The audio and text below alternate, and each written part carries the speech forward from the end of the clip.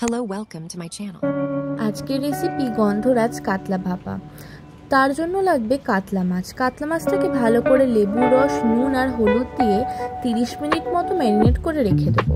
তারপর কিছু মশলা করে নেব, যেমন কাঁচা লঙ্কা, রসুন, পেঁয়াজ আর টমেটো একসাথে পেস্ট করে নেব। তারপর আরেকটা মশলা করতে হবে, যেমন সাদা চালমগজ, আর আপনারা চাইলে একটুখানি কাজু বাদামও অ্যাড করতে পারেন। সামান্য একটু নুন দিয়ে পেস্ট করে নেব। তারপর তেল গরম করে ভালো করে মাছগুলোকে ভেজে নেব।